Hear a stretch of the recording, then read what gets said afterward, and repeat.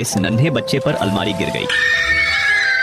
माँ तुरंत अलमारी को उठाने की कोशिश करने लगी, लेकिन इतनी भारी अलमारी को उठाना लाइजा के बस की बात नहीं थी। उसी पल अलमारी के नीचे से खून निकलने लगा। अब कोई आस नहीं थी, अब उसका बेटा जा चुका था। लाइजा ये देखकर बिल्कुल टूट गई। बच्चे की मौत के बाद उसके घर में अजीब घटनाएं होना शुरू हो गईं। अगले ही दिन ये खबर लाइजा के पति को मिली। वो तुरंत दौड़ता हुआ आया। वो लाइजा को इसका कसूरवार समझ रहा था। इस घटना के कारण लाइजा और उसके पति का आपस में प्यार खत्म हो गया। उनके झगड़े इतने बढ़ गए कि लाइजा का पति गुस्से में घर छोड़कर चला गया और वो जमीन पर गिरकर रोने लगी। लाइजा अपने बच्चे की मौत का गम बर्दाश्त नहीं कर पा रही थी। वो गम में पागल हो चुकी थी। अगली शाम जब लाइजा अपने बेटे की चीजें देख रही थी तो अचानक दरवाजे पर दस्तक हुई। लाइजा ने दरवाजा खोला। सामने उसका पति था। वो अब बिल्कुल नॉर्मल लग रहा था, जैसे कुछ हुआ ही ना हो। उसने लाइजा का माथा चूमा और हंसते हुए घर के अंदर आ गया। लाइजा को कुछ समझ नहीं आ रहा था। फिर उसके पति ने बताया कि घर आते समय उसे उसकी आंटी मिली थी और आंटी ने उन दोनों को अपने घर दावत दी है। ये सुनकर लाइजा के होश उड़ गए, क्योंकि पति की आंटी को तो मरे हुए 30 साल बीत चुके थे। तभी अचानक दरवाजे पर दोबारा कोई आया। लाइजा ने जैसे ही दरवाजा खोला उसके रोंगटे खड़े हो गए, क्योंकि सामने उसका पति था और वो बहुत गुस्से में लग रहा था। लाइजा डर के मारे रोने लगी, क्योंकि पहले जो पति आया था वो अचानक गायब हो गया था। ये देखकर तो लाइजा की फट गई। वो सोचने लगी कि शायद वो पागल हो रही है। फिर वो मन को शांत करने के लिए घर से बाहर चली गई, लेकिन सामने रोड पर उसे वही अलमारी दिखी जिसकी वजह से उसके बच्चे की मौत हुई थी। फिर अचानक वो अलमारी गायब हो गई। लाइजा घबराते हुए घर लौटी और पति से बात करने की कोशिश की, लेकिन पति लाइजा को देखते ही घर के अंदर चला गया। अब वो लाइजा के साथ सोना भी पसंद नहीं करता था। उसी रात लाइजा को एक भयानक सपना आया। उसने देखा कि कोई उसका पेट काटकर बच्चा निकाल रहा है। पति लाइजा की चीखें सुनकर कमरे में आया, लेकिन जब उसने देखा कि ये सिर्फ एक सपना था तो बिना कुछ बोले ही चला गया। अगले दिन लाइजा ने फिर से अपने पति से बात करने की कोशिश की, लेकिन वो बस सिगरेट पीता रहा और लाइजा दिन ब दिन पागल होती जा रही थी। वो रोजाना अपने बच्चे के कपड़े धोती रहती जैसे वो अभी भी जिंदा हो। कुछ दिनों बाद लाइजा अपने बेटे की कब्र पर गई और उसकी कब्र पर गिरकर रोने लगी। फिर वो अपने बच्चे से माफी मांगने लगी। तभी उसे 2 काले साए नजर आए और वो तुरंत डरकर वहाँ से भाग गई। जब घर लौटी तो देखा जो कपड़े उसने सूखने के लिए लटकाए थे वो अब गायब हो चुके थे। लाइजा घबरा गई और रोते हुए अपने कमरे में गई। जब उसने बक्सा खोला तो पता चला वो खून से भरा हुआ है और उसमें उसके बच्चे की फोटो तैर रही है। लाइजा ने तुरंत वो फोटो बाहर निकाली और घर से बाहर चली गई। बाहर जाकर देखा उसके बच्चे के कपड़े वापस उसी रस्सी पर लटके हुए थे। अब लाइजा बहुत डर चुकी थी। उसने तुरंत एक तांत्रिक बाबा के पास जाने का फैसला किया और बाबा को सब बता दिया। बाबा ने मंत्र पढ़कर एक पानी बनाया और बाबा को उसमें एक गुड़िया और गर्भवती नजर आई। बाबा ने फिर लाइजा को बताया उस पर एक खतरनाक श्राप डाला गया है जो उसकी जिंदगी बर्बाद कर देगा, और ये श्राप लाइजा के किसी खूनी रिश्तेदार ने डाला है। लाइजा तुरंत अपनी माँ के घर गई और सबसे पूछा कि आखिर ये किसका काम है। लेकिन जैसे ही लाइजा ने उसी मरी हुई आंटी का नाम लिया तो माँ का चेहरा एकदम सफेद पड़ गया और कुछ ही देर में लाइजा की माँ ने आत्महत्या कर ली। ये देखकर लाइजा सोच में पड़ गई। आखिरकार बच्चे की मौत से उस आंटी का क्या कनेक्शन है। लाइजा अपनी माँ के घर में रुक गई, लेकिन उसी दिन उसका पति भी अपने बच्चे की कब्र पर गया। वो बच्चे के जाने का गम नहीं बर्दाश्त कर सका और उसने भी आत्महत्या कर ली।